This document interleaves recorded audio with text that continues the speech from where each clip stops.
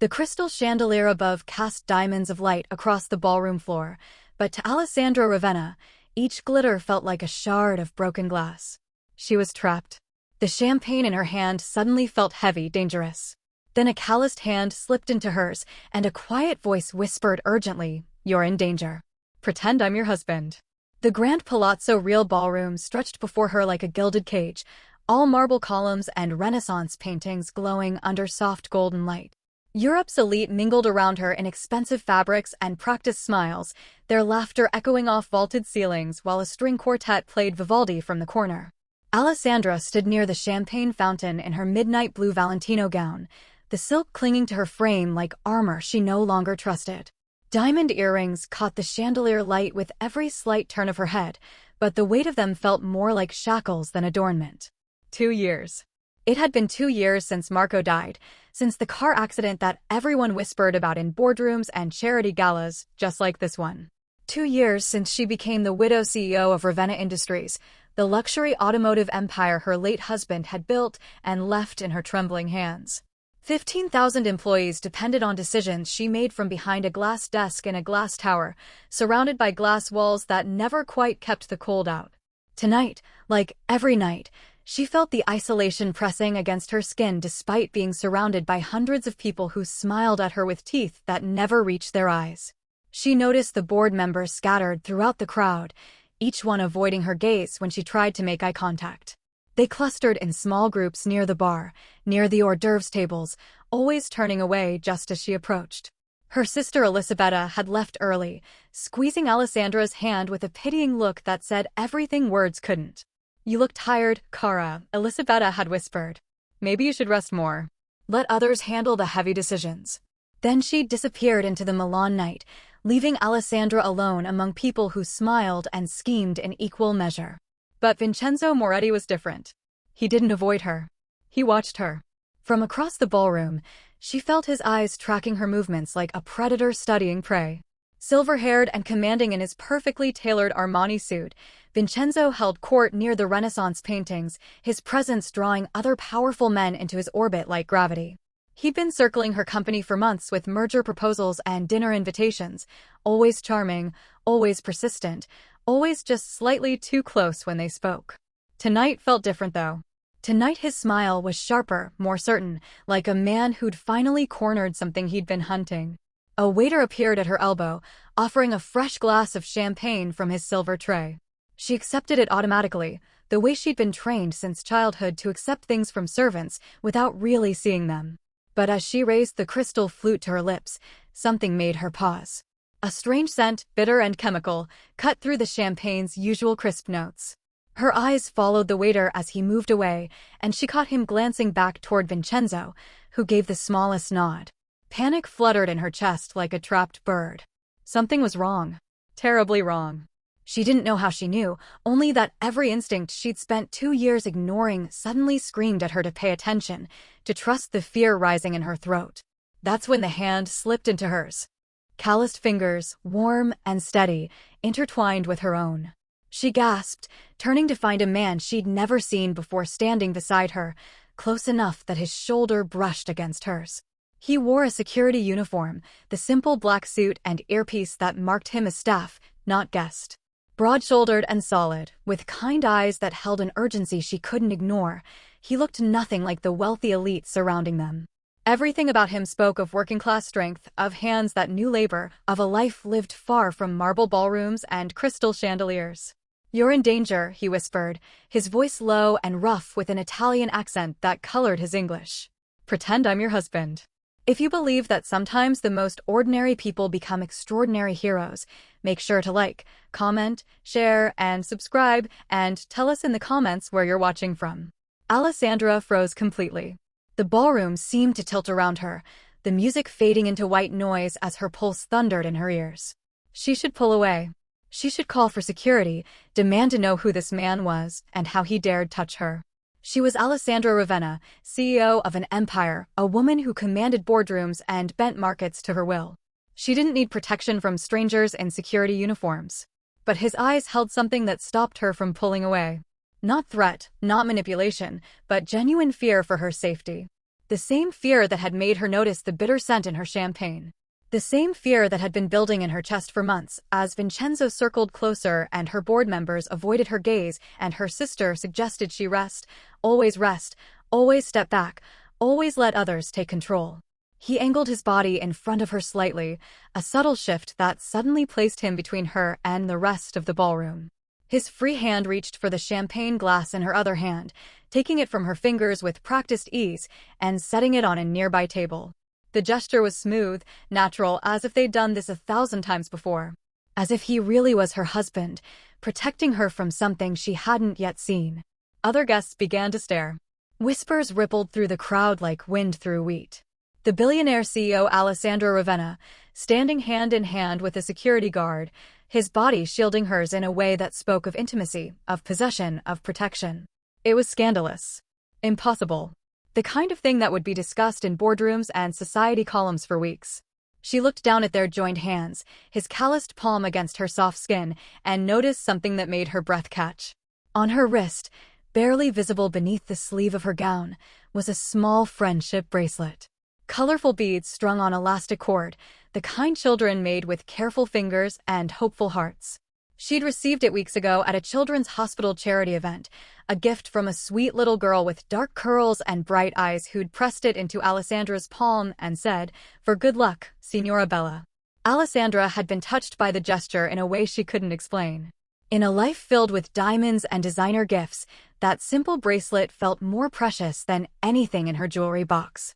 She'd kept it, wearing it hidden under her sleeves like a talisman, like a reminder that kindness still existed somewhere in the world. Now, as the security guard's hand held hers, she saw the pattern. On his watch band, woven through the leather strap, was an identical bracelet. Same colors, same childish knots, same hopeful brightness against the darkness of his uniform. The little girl. His daughter. Understanding crashed over her like a wave. This wasn't random. This wasn't chance. This man knew exactly who she was, and somehow, impossibly, she knew who he was too. The father of the sweet child who'd given her luck when Alessandra had forgotten what luck felt like. He must have felt her recognition because his grip on her hand tightened slightly, reassuring, anchoring. "We need to move," he whispered, his breath warm against her ear as he leaned close. Away from the crowd. "Somewhere I can explain." She should refuse. She should demand answers here, now, in front of witnesses and security cameras and all the people who already whispered about the widow who couldn't control her own company. But something in his voice, some note of desperate urgency, made her nod instead. He guided her through the crowd with his hand on her lower back, the touch proprietary in a way that made more guests turn and stare. Some she recognized nodded in confusion.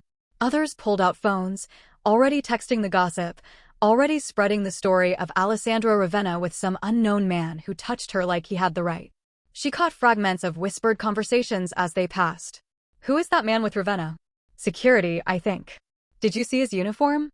"Impossible." She wouldn't. Not with someone like that. The words should have stung. Should have made her pull away, protect her reputation, maintain the walls she'd built so carefully around herself. But instead, she felt something she hadn't felt in 2 years. Something she'd forgotten existed. Safety. It wrapped around her like a blanket as this stranger guided her away from the champagne fountain, away from the watching eyes, away from Vincenzo Moretti's predatory gaze that followed them across the ballroom floor. She glanced back once and saw Vincenzo standing near the paintings, his expression dark with something that looked like rage barely contained beneath his charming mask. They moved toward the gallery corridor, a quieter space lined with Renaissance masterpieces where the music faded to a distant murmur. Fewer guests wandered here, preferring the excitement of the main ballroom to the contemplative silence of art. The security guard positioned them near an alcove, still visible to others, but far enough away for private conversation. "Signora Ravenna," he said, and his voice carried the weight of working-class respect, the kind she rarely heard from the wealthy men who usually surrounded her. "I overheard something tonight. Something terrible." She wanted to interrupt, to demand his name, to ask how he knew her, how his daughter knew her, what gave him the right to touch her hand and whisper warnings in her ear. But the words died in her throat as she looked at his face and saw the same expression she'd seen on her own reflection for months. Grief. Loss. The haunted look of someone who'd failed to protect something precious. "I work security for these events," he continued, his eyes scanning the corridor even as he spoke to her. Tonight I was stationed near the private study. I heard Vincenzo Moretti with his associates. They were laughing. The way he said laughing made it sound like a crime. They were discussing you. The Ravenna acquisition, they called it. Personal and profitable. Those were Vincenzo's exact words. His jaw tightened, and she saw the muscle jump beneath his skin. They talked about timing. About how once you signed, once you were incapacitated, everything would fall into place. Incapacitated. The word hung in the air between them like poison. The champagne, she whispered, her hand instinctively reaching for her throat. The waiter. I switched your glass, he said simply. I saw the waiter, recognized him as one of Vincenzo's men, not regular staff. I've been watching Vincenzo all evening. He paused, and pain flickered across his features before he continued. I know what men like him do. How they operate. The women they target. How do you know? The question came out barely above a whisper. Because 3 years ago I didn't pay attention. I didn't watch carefully enough. And my wife paid the price. The confession hung between them, raw and bleeding. Alessandra felt her knees weaken, felt the truth of his words settle into her bones alongside her own truth. The champagne wasn't just drugged. It was a weapon. And Vincenzo wasn't just after her company. He was after everything. Her autonomy, her freedom, her body, her life. She thought about the months of ignored warnings. The way Vincenzo's merger talks had grown more insistent. The way her board members had started avoiding her after Marco's funeral, whispering in corners, taking calls they wouldn't explain. The way Elisabetta kept suggesting she rest, step back, let others make decisions. Had they known? Had they all known what Vincenzo was planning? Marco. God, Marco. In his final months, he'd been secretive, anxious, jumping at shadows. She'd thought it was stress from work, the pressure of running an empire. But what if it had been something else? What if Vincenzo had already had his claws in Marco, already been manipulating and threatening and pushing him toward the edge? The edges of her carefully constructed world began to fray. Everything she thought she knew, every assumption she'd built her life upon, cracked open like ice under too much weight.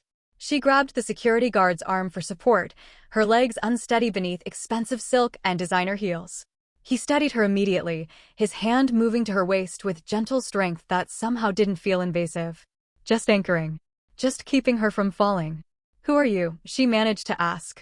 Someone who couldn't protect his wife, he said quietly, meeting her eyes with devastating honesty. But I can protect you. Around them, the gallery remained quiet except for the distant sound of music and laughter from the ballroom. Renaissance paintings watched from their frames, centuries-old faces bearing witness to a modern tragedy unfolding in their presence. Alessandra looked at this stranger who wore a security uniform and his daughter's friendship bracelet and eyes that had seen too much loss. She thought about the little girl who'd given her luck. About a father raising his daughter alone while carrying the weight of failing to save his wife. About the kind of man who would risk his job, his reputation, his safety to warn a woman he didn't know about danger she couldn't see. And she thought about herself. Alessandra Ravenna, billionaire CEO, walking through life in a glass tower, believing that wealth and power meant safety. Believing that she could navigate grief and business and predatory men all on her own. Believing that asking for help was weakness, that trusting anyone was foolish, that love and connection were luxuries she couldn't afford. She'd been so wrong. What's your name? She whispered. Before he could answer, movement caught her eye. Across the gallery, emerging from the crowd with a smile that didn't reach his cold eyes, Vincenzo Moretti approached. Matteo Conti, the security guard said quietly, his eyes never leaving Vincenzo's approaching figure. My name is Matteo Conti. The name settled between them like a promise. Alessandra felt his hand tighten slightly on her waist, protective and possessive in a way that should have felt presumptuous, but instead felt like the only solid thing in a world suddenly tilting beneath her feet. She watched Vincenzo cross the gallery with the confidence of a man who'd already won, his silver hair catching the soft light, his expensive shoes clicking against marble floors with measured precision. Matteo shifted his stance, angling his body more deliberately in front of Alessandra. The movement was subtle but unmistakable, the physical language of protection that spoke louder than words. She found herself stepping closer to him, her shoulder nearly touching his chest, her breath catching as she realized she was seeking shelter behind a man she'd met mere minutes ago. A security guard. A stranger. And yet somehow, impossibly, the person she trusted most in this glittering room full of people who'd known her for years. "I need to tell you something," Matteo said quickly, his voice low enough that only she could hear. "Before he reaches us. About why I was watching him tonight." Alessandra nodded, unable to form words, her eyes locked on Vincenzo's approaching form. 3 years ago, my wife Chiara attended an event like this. She worked catering, trying to make extra money while I worked security at a different venue across the city. A wealthy businessman cornered her in a private room. He assaulted her. Matteo's voice remained steady, but she heard the fractures beneath the surface, the grief held together by sheer will. She managed to escape, but the trauma, the shame he made her feel, it consumed her. She died 6 months later. The coroner said heart failure, but I know better. He killed her spirit long before her body gave out. Alessandra's hand flew to her mouth, horror and recognition flooding through her simultaneously. She knew this story. Not the specifics, not the names, but the shape of it. She'd heard it whispered in women's restrooms at charity galas, murmured over champagne when men weren't listening. The stories that got buried beneath expensive legal settlements and non-disclosure agreements. The women who disappeared from society pages and were never mentioned again. "I'm raising our daughter Lucia alone," Matteo continued, and now she heard his voice crack just slightly. "She's 8 years old. Bright and kind and everything good that Chiara was. And every day I wake up knowing I failed to protect her mother. I was working that night, doing my job, keeping other people safe while my wife needed me most." He pulled his phone from his pocket with his free hand, keeping the other firmly on Alessandra's waist. The screen showed a photo of a beautiful woman with warm eyes and a smile that radiated genuine joy. Chiara. Then he swiped to another image, the little girl with dark curls and bright eyes who'd given Alessandra the friendship bracelet. "Lucia. She wanted to give you that bracelet at the hospital charity event," Matteo said softly. "She told me you looked sad, that everyone was treating you like you were made of glass, instead of like you were a real person. She said you needed something colorful to remind you that not everything in the world is cold and hard."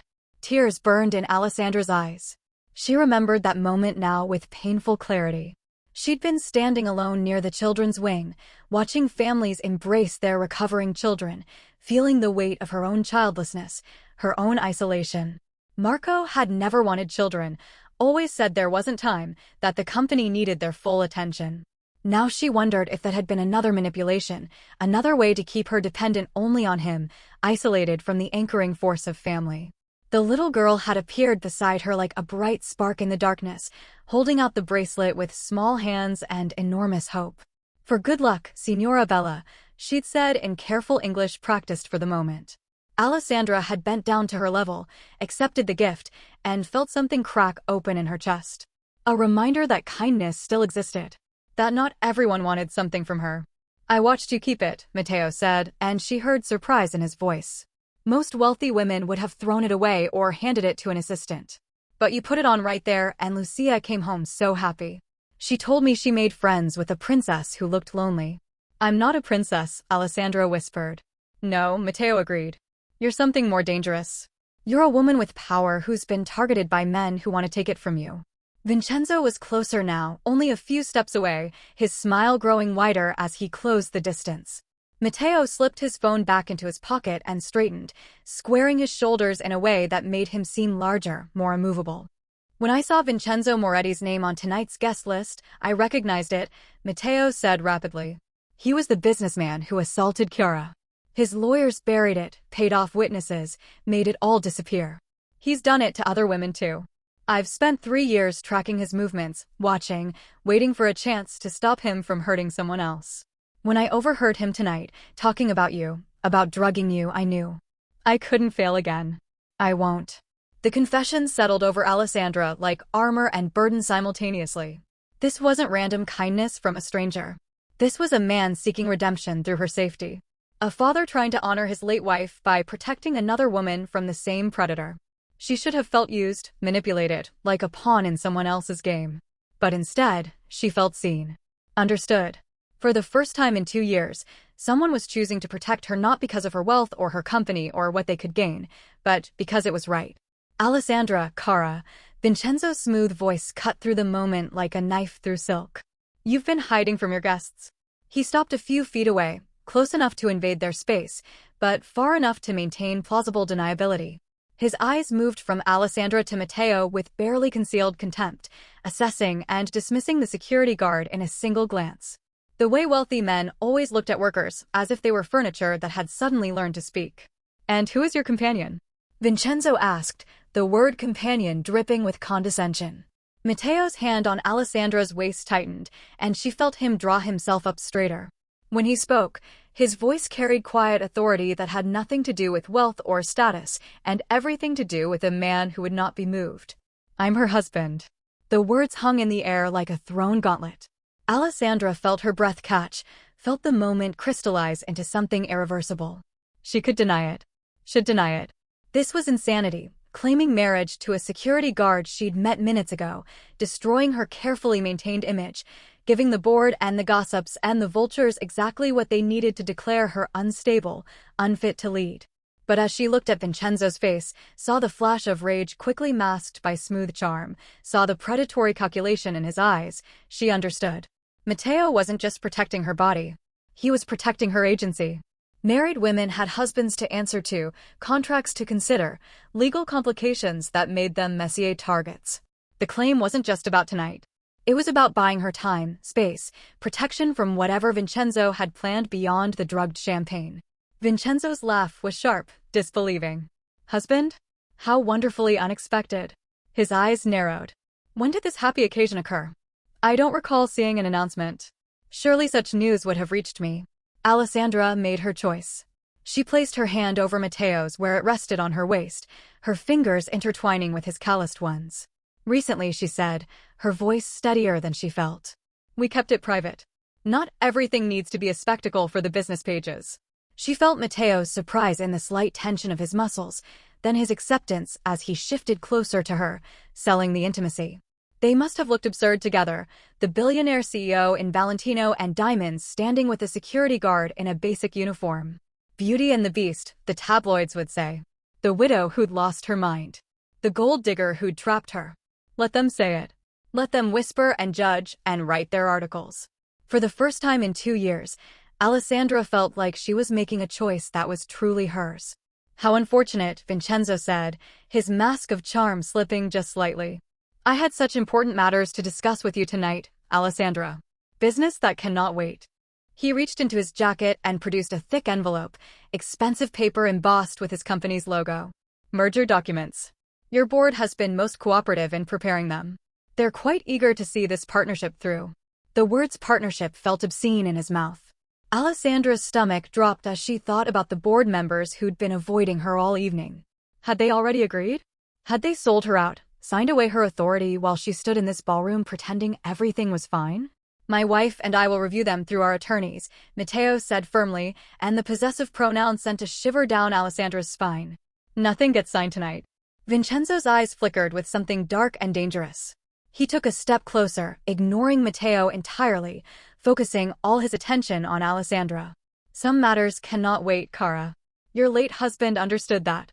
Marco knew the importance of acting quickly when opportunities arose."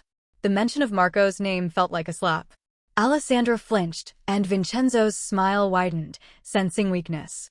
"Marco understood many things," Vincenzo continued, his voice dropping lower.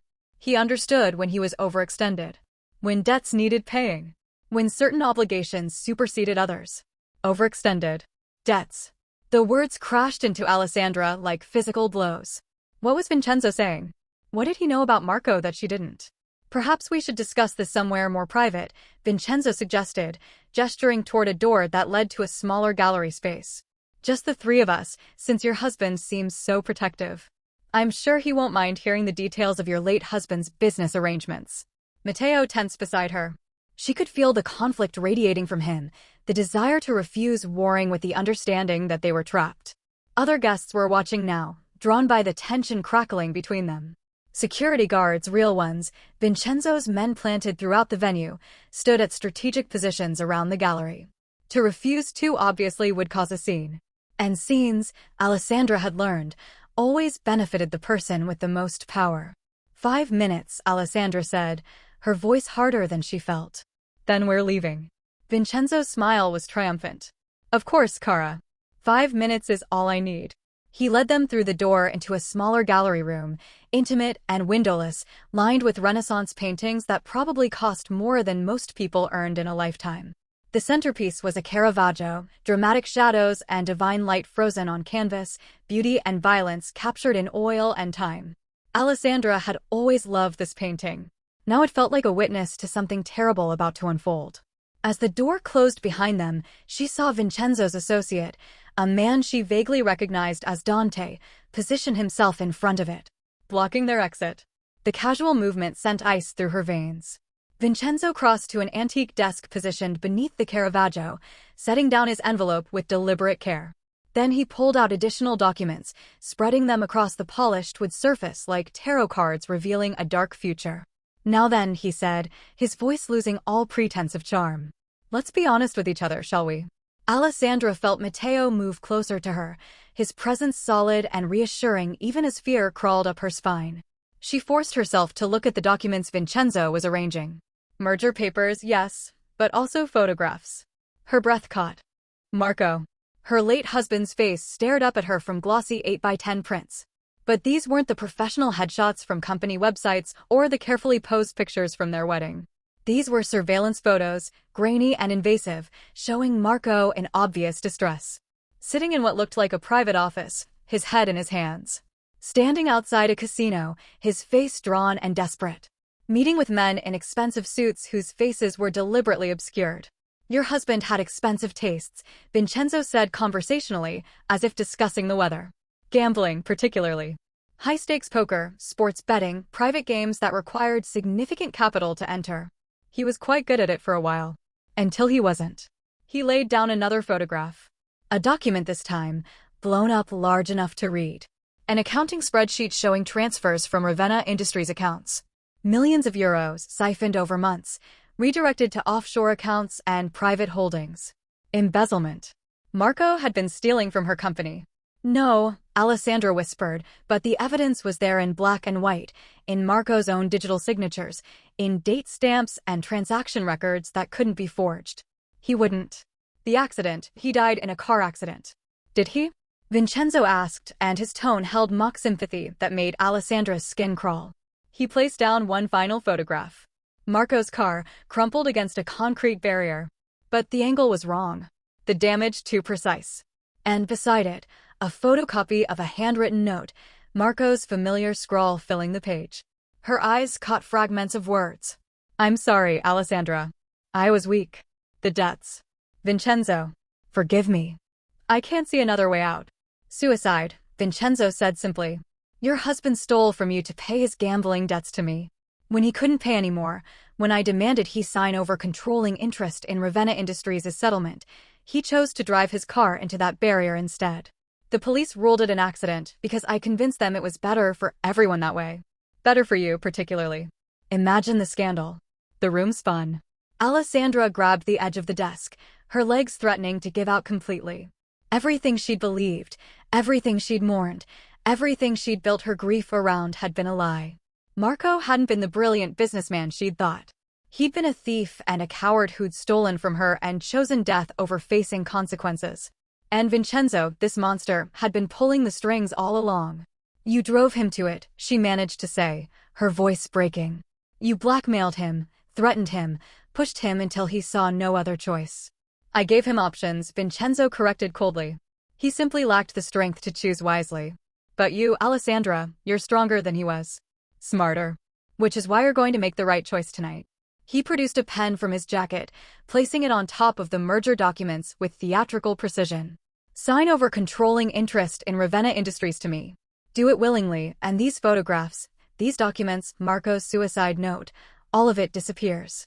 I'll protect your reputation, your husband's memory, your company's stock value. Everyone wins." "And if I refuse?" Alessandra asked, though she already knew the answer. Vincenzo's smile was cold and sharp as broken glass. "Then tomorrow morning, every news outlet in Europe receives copies of everything you see here. The embezzlement, the suicide, the gambling debts, all of it. Your board will demand your resignation within hours. Your company's stock will crash. Marco's legacy, such as it is, will be destroyed. And you, Cara, will be remembered as the widow who was too weak, too blind, too incompetent to see what her own husband was doing right under her nose. The threat hung in the air, precise and devastating. Alessandra looked at the documents, at Marco's suicide note, at the evidence of his betrayal and Vincenzo's manipulation. She thought about the board members who'd been avoiding her, the merger talks that had grown more insistent, the way everyone had been treating her like fragile glass about to shatter. They'd all known, or suspected, or been paid off. The whole house of cards had been collapsing around her while she stood in the center, blind and grieving and alone. Matteo stepped forward, his voice cutting through her spiraling thoughts. "She's not signing anything." Vincenzo barely glanced at him. "This doesn't concern you, security guard. This is business between your betters." "She's my wife," Matteo said, his voice hard as steel. "Everything that concerns her concerns me." Vincenzo laughed, the sound ugly and dismissive. "Your wife? Please. You met her tonight. You're playing protector because that's what working-class heroes do in fairy tales. But this isn't a fairy tale.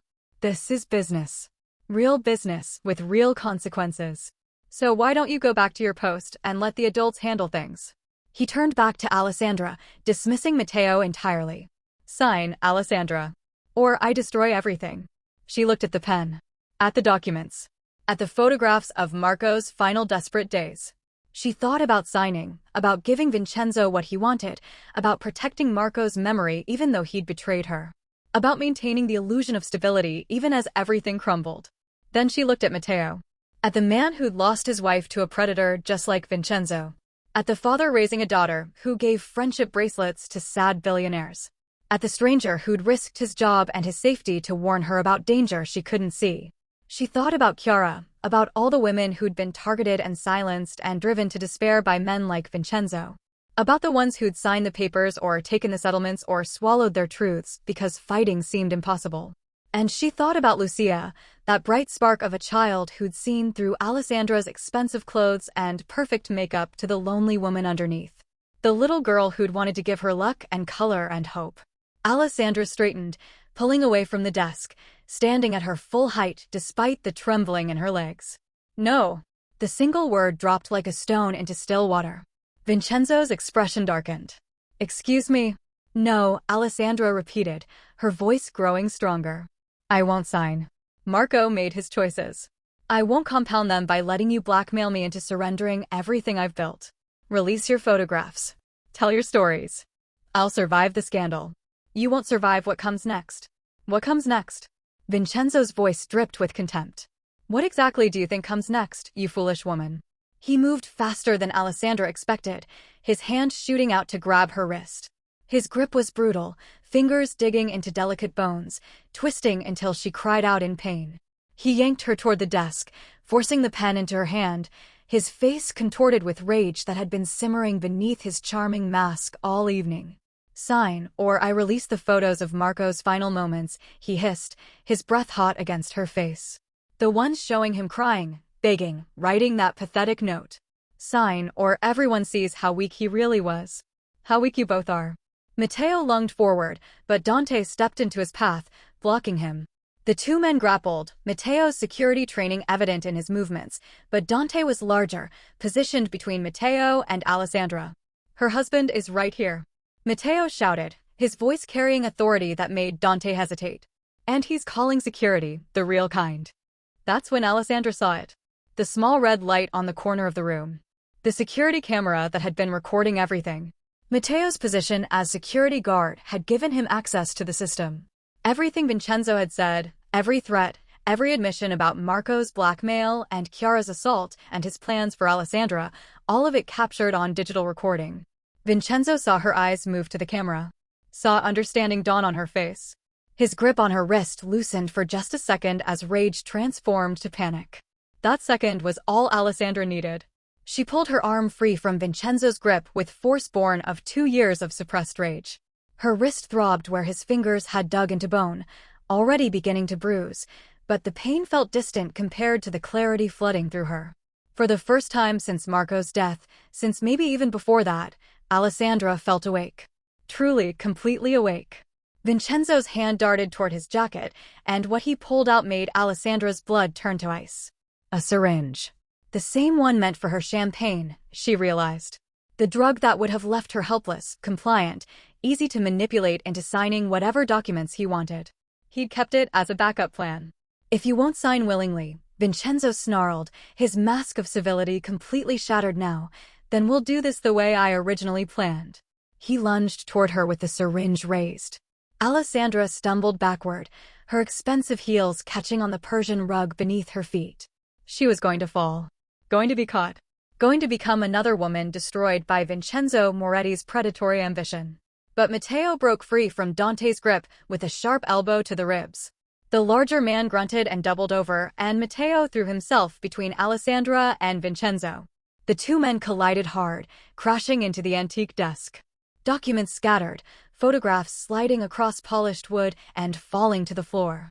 Marco's suicide note drifted down like a falling leaf, landing face up where Alessandra could see the full devastating text. "I'm sorry, Alessandra. I was weak." The gambling started as entertainment, a way to feel powerful when the company demanded so much. But I couldn't stop.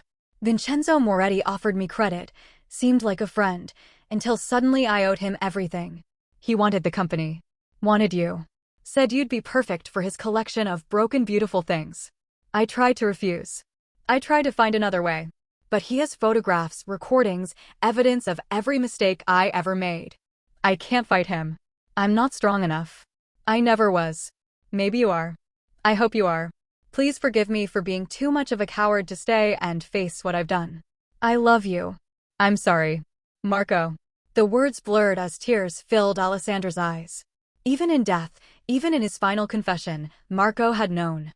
Had known that Vincenzo wanted her, that she was the real target, that the company was just the mechanism. And instead of warning her, instead of fighting beside her, Marco had chosen to run. To leave her alone to face the monster he'd invited into their lives. Matteo and Vincenzo struggled near the desk, both men fighting for control of the syringe. Matteo had training, but Vincenzo fought with the desperation of a man watching his carefully constructed plan collapse. Dante had recovered from the elbow strike and was moving toward them again, reaching into his own jacket. Alessandra looked around the small gallery room, her mind racing. She couldn't just stand here. Couldn't be the helpless woman waiting to be rescued or destroyed. She was Alessandra Ravenna, CEO of an empire, survivor of grief and isolation and 2 years of barely controlled chaos. She'd run board meetings with hostile shareholders, negotiated contracts worth hundreds of millions, rebuilt her company from the inside out after Marco's death. She knew how to fight.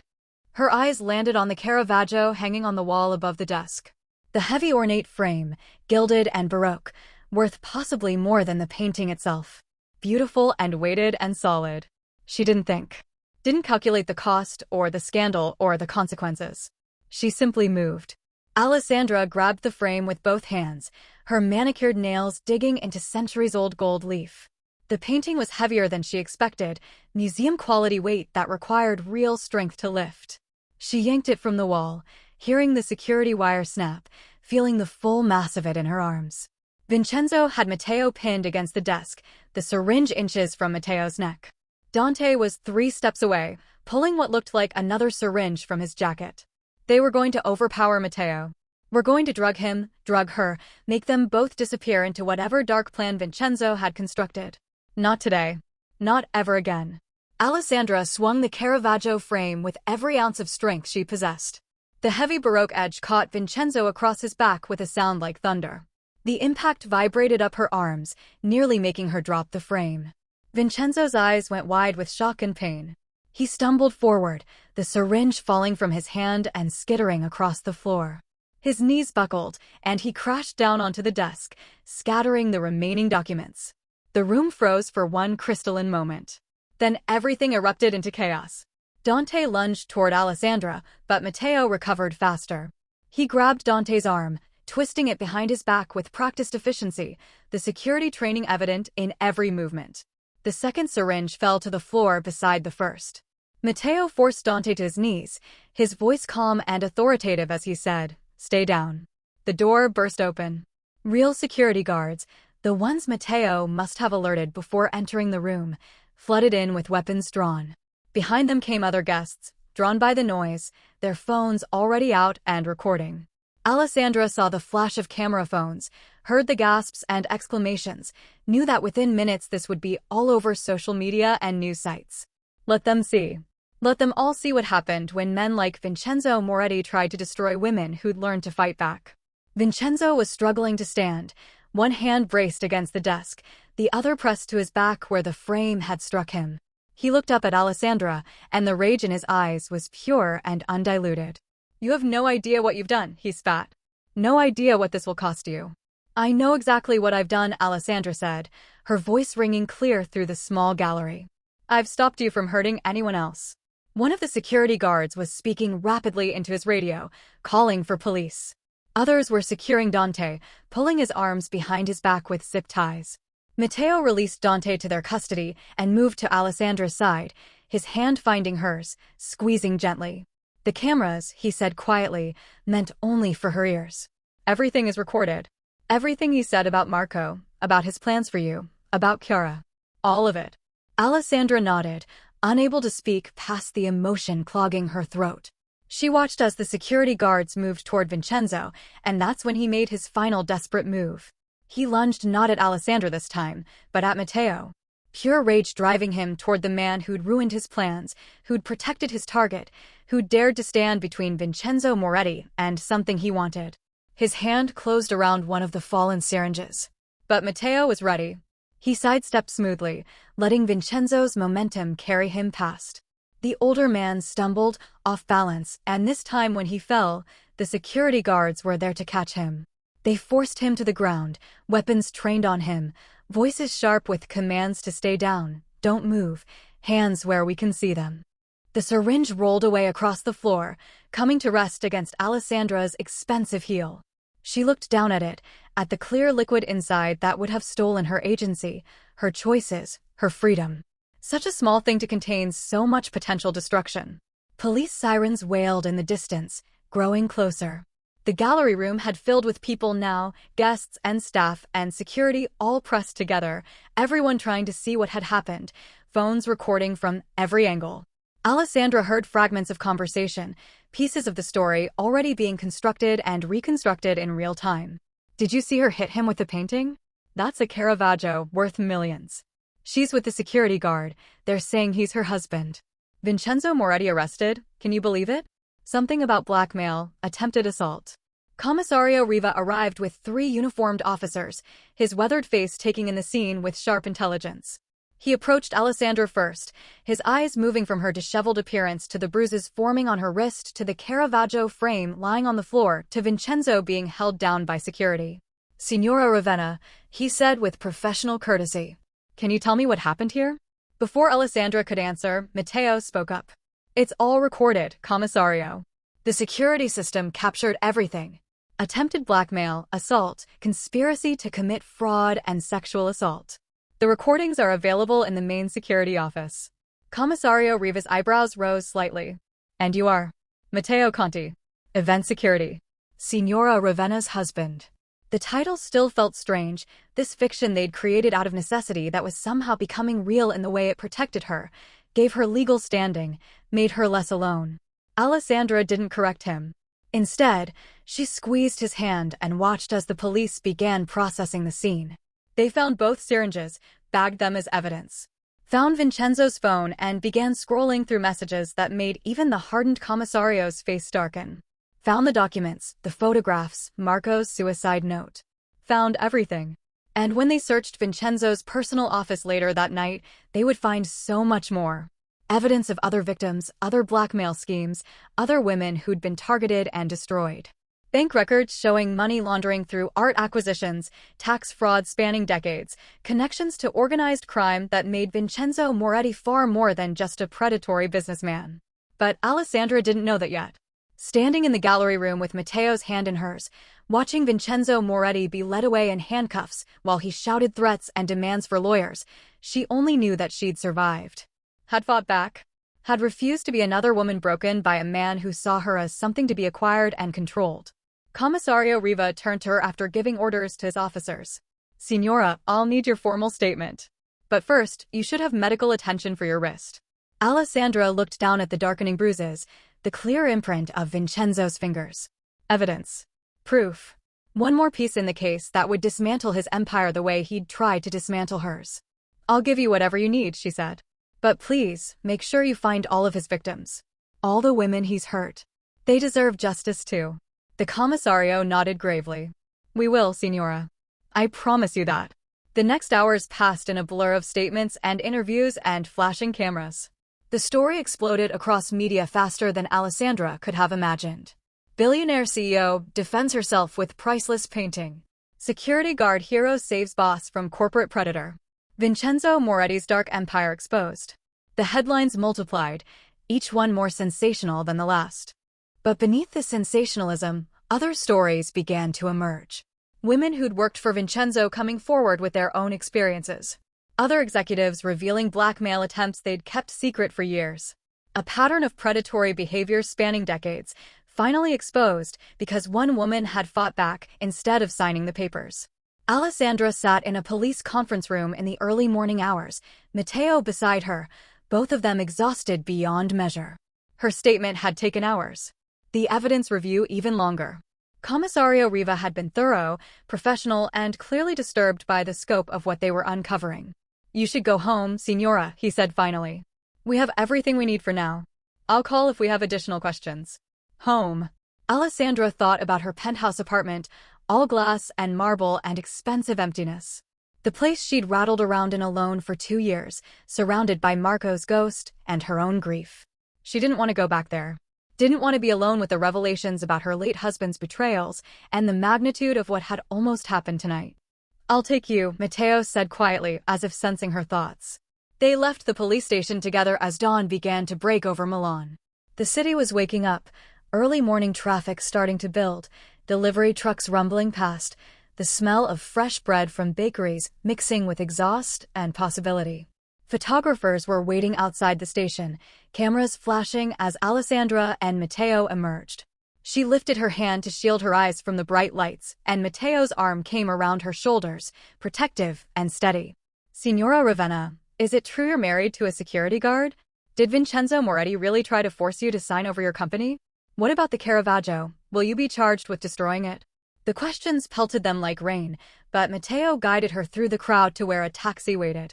They climbed in, Matteo giving his own address instead of asking for hers.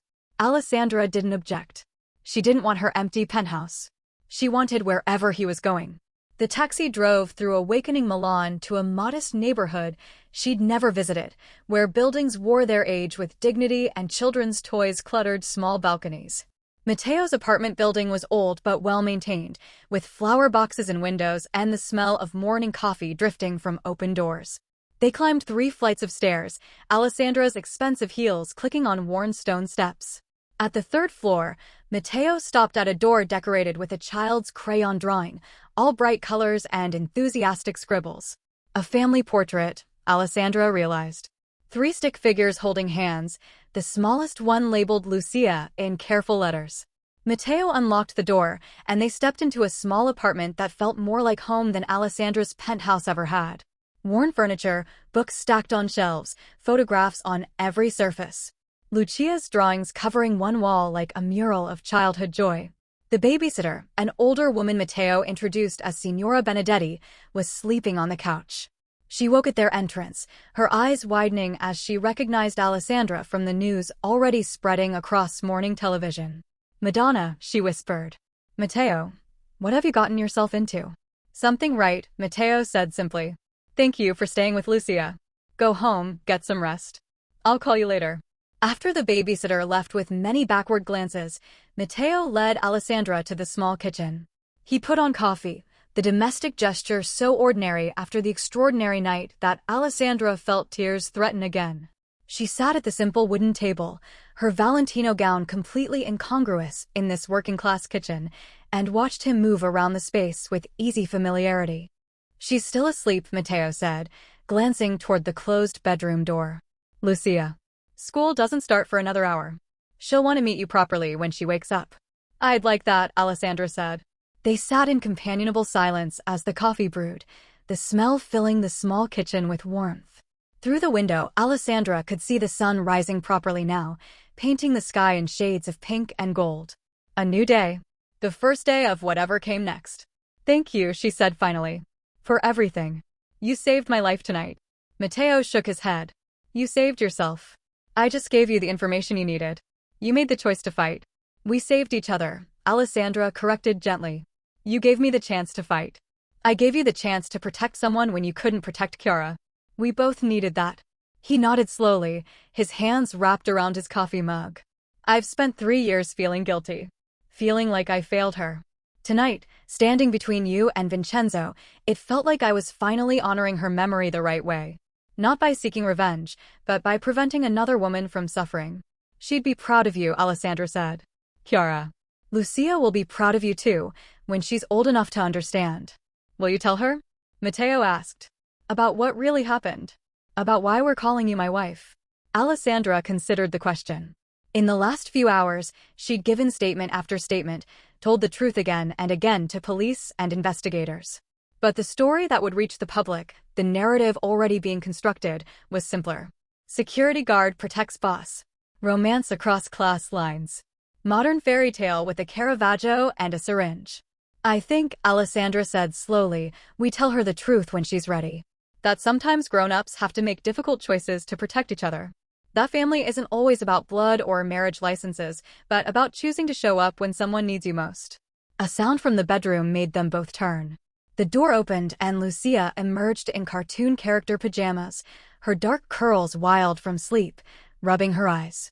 Then she saw Alessandra sitting at the kitchen table, and her face lit up like sunrise. The princess lady, she exclaimed, running to Alessandra with the unself-conscious joy of childhood.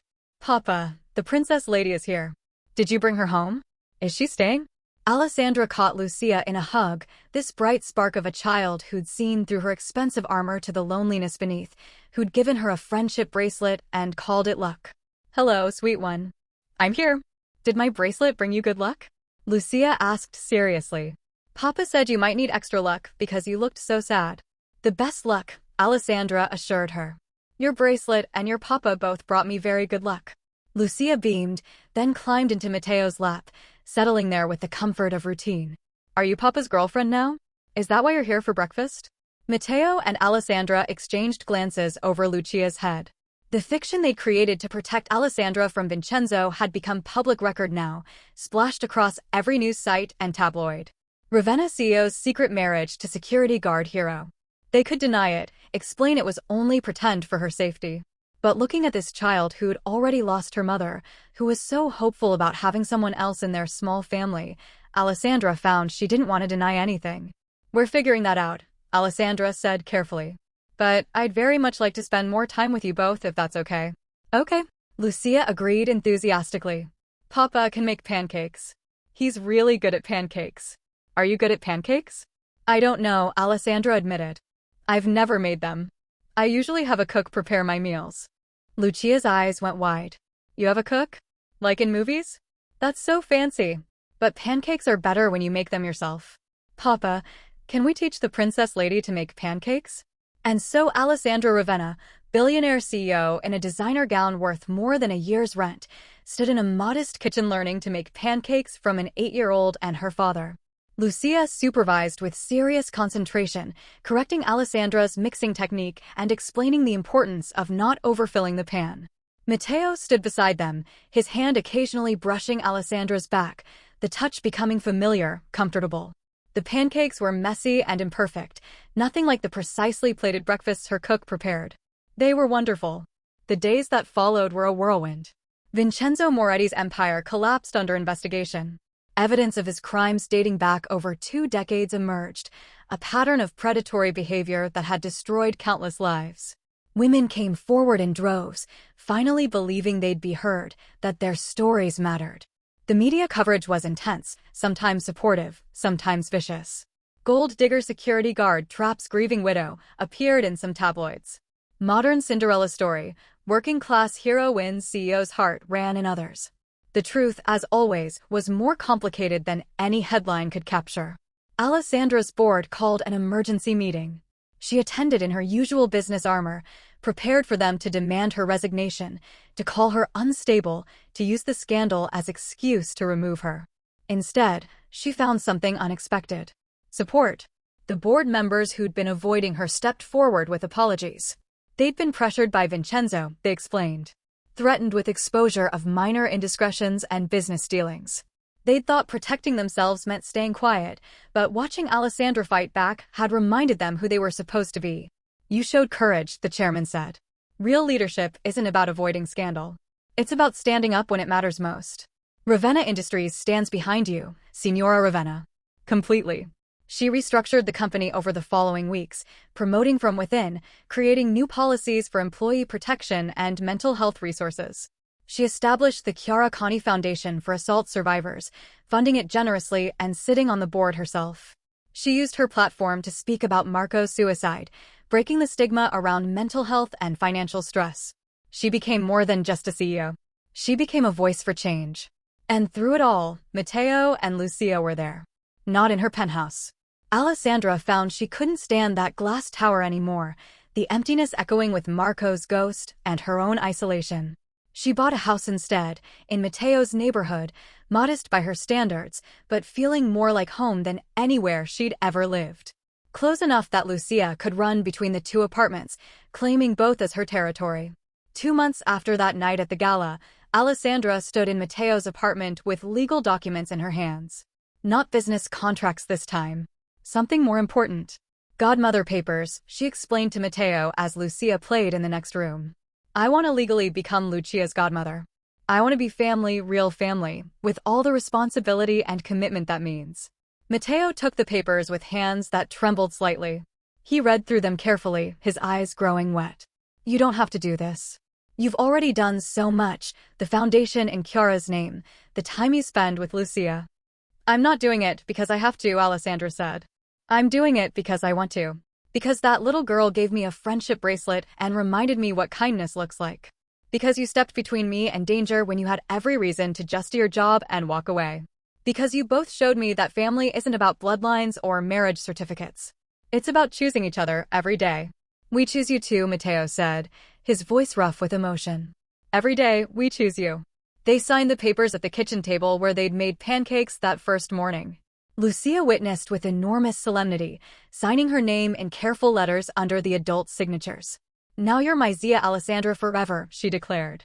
That means you have to come to my school play and my birthday and teach me about business when I'm older. It's a deal, Alessandra agreed, pulling Lucia into her lap. All of that and more. Later, after Lucia had gone to bed and Matteo and Alessandra sat on his small balcony, watching the neighborhood settle into evening, he asked the question that had been hovering between them for weeks. What are we? He asked quietly. To each other, I mean. We told the world we're married, but we both know that was just for protection. Lucia calls you Zia now, which is true and legal. But you and me, what are we? Alessandra thought about the question. Thought about how Matteo's hand found hers automatically now, how his apartment felt more like home than her new house, how Lucia had started asking if Alessandra could read bedtime stories in both places. Thought about how she'd catch herself thinking about them during board meetings, how she'd started keeping child-friendly snacks in her purse, how the sound of Matteo's voice could calm panic attacks that used to leave her frozen for hours. I think, she said slowly, we're becoming what we pretended to be. Not because we have to, but because we want to. Unless you don't want that. I want that, Matteo said immediately. I've wanted that since the morning you made pancakes with flour in your hair and laughed when Lucia said you looked like a princess who'd been in a food fight. Alessandra smiled, remembering. I have flour in my hair a lot now. Lucia's teaching me to bake. I know. My kitchen is covered in flour most evenings. He squeezed her hand. I love it. I love watching you discover normal things for the first time. I love how you explain business concepts to Lucia like she's a tiny CEO in training. I love that you kept her friendship bracelet even before you knew who we were. I love how you make coffee in the morning, Alessandra said, the words feeling right. I love how you talk about Chiara with Lucia, keeping her memory alive without making it painful. I love how you stood between me and danger without hesitation. I love the family we're building together. They sat in comfortable silence as the sun set over Milan, painting the sky in colors that would have looked artificial in a painting, but felt perfect in reality. Somewhere in the apartment, Lucia's drawing of 3 stick figures holding hands was taped to the refrigerator, the family portrait becoming more accurate every day. The tabloids eventually moved on to other scandals. Vincenzo Moretti was sentenced to 23 years in prison for blackmail, attempted sexual assault, fraud, money laundering, and a dozen other charges. Other men in his network went down with him. The women who testified found their voices amplified, their stories finally heard and believed. Ravenna Industries thrived under Alessandra's leadership, the scandal ultimately strengthening rather than weakening her position. She became known not just as a CEO but as a leader who'd faced down corruption and won. Job applications flooded in from people who wanted to work for someone with that kind of courage. And on a quiet Sunday evening 6 months after the gala, Alessandra sat at Matteo's kitchen table helping Lucia with homework while Matteo cooked dinner. The domesticity of it would have seemed impossible to the woman she'd been before, the one who believed wealth and power meant safety, who thought she had to face everything alone. Lucia looked up from her math worksheet. "Zia Alessandra, can I ask you something?" "Of course, sweet one. Are you going to marry Papa for real? Like, not just pretend for the newspapers?" Matteo froze at the stove, wooden spoon halfway to his mouth. Alessandra felt her heart skip, felt the weight of the question settle over the kitchen. "Would you like that?" Alessandra asked carefully. "If your papa and I got married for real?" Lucia considered this with the seriousness of 8-year-olds everywhere. "I think yes. Because then you'd be here all the time, not just most of the time. And we'd really be a family, not just pretending. And also, at school, everyone asks if the princess lady is really my stepmom, and I have to say it's complicated. I don't like complicated." Alessandra laughed, the sound bright and genuine. "I don't like complicated either anymore. What do you think, Matteo? Should we make it simple?" Matteo set down the wooden spoon and came to kneel beside Alessandra's chair. He took her hand, the gesture familiar now, comfortable and right. "I think we stopped pretending months ago. I think we've been building something real since the morning you made terrible pancakes and didn't care that they were terrible.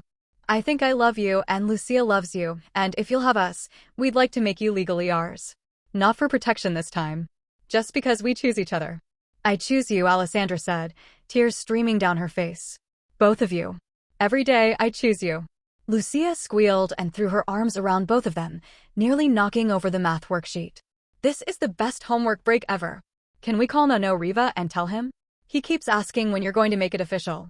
They called Commissario Riva, who'd become an unexpected friend through the trial proceedings. They called Alessandra's sister Elisabetta, who cried happy tears and apologized again for not seeing what Alessandra had needed before. They called Signora Benedetti, who declared she'd known from the beginning that this would happen.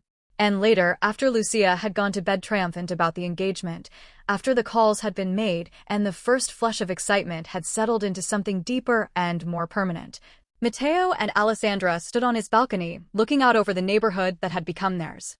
"Your company's stock went up 5 points today," Matteo said. "I saw it on the news." "Did it?" Alessandra asked, genuinely unsure. She'd stopped checking stock prices compulsively, stopped letting the numbers define her worth. "That's nice. You don't care anymore, do you? About being the billionaire CEO, about what the business pages say, about maintaining the image." "I care about the company," Alessandra corrected. "About the employees, about doing good work, about using my resources to help people. But the rest of it, the image and the status and the isolation that came with it? No, I don't miss any of that." "What do you care about now?" Alessandra leaned into Matteo's embrace, feeling his arms come around her, solid and warm and real. "This. You, Lucia. The family we're building. The life where I make messy pancakes and attend school plays and fall asleep on the couch after helping with homework. The life where I'm not alone in a glass tower anymore." "That's a good life," Matteo said. "The best life," Alessandra agreed. If this story touched your heart, please like, comment, share, and subscribe. Your support helps these powerful stories reach more people who might need them. Comment below. Have you ever been protected by someone who had no reason to help you accept kindness? Inside the apartment, Lucia slept peacefully, her drawings of 3 stick figures holding hands decorating the walls. Chiara's photograph sat on the shelf alongside new family photos, her memory honored but no longer haunting. Marco's suicide note had been filed away with the legal documents, acknowledged but no longer defining Alessandra's story. The woman who'd stood in a ballroom feeling like broken glass under chandelier light had transformed into someone stronger, softer, more whole. Not because a man had saved her, but because she'd saved herself. And then she'd chosen to build something beautiful with the people who'd been brave enough to stand beside her. Sometimes the heroes we fear become the ones who save us, Alessandra thought, remembering her first sight of Matteo in his security uniform. And sometimes the family we need is found in the most unexpected places, in friendship bracelets and pancake lessons and calloused hands that hold on tight when the world tries to tear us apart. She'd walked into that gala as Alessandra Ravenna, widow CEO, isolated and afraid. She'd walked out as something more. A survivor. A fighter. A woman who'd learned that wealth couldn't save her, but a man with nothing to gain and everything to lose could. A woman who discovered that sometimes ordinary people become extraordinary heroes, and sometimes the greatest luxury is being loved for who you are rather than what you're worth. As the Milan night settled around them, Alessandra whispered a quiet thank you to the universe that had brought Matteo into that ballroom. To Lucia, who'd given her a friendship bracelet and called it luck. To Chiara, whose memory had driven Matteo to protect another woman when it mattered most. To Marco, who'd left her a fortune, but more importantly, had left her free to find something worth more than money. She'd found family.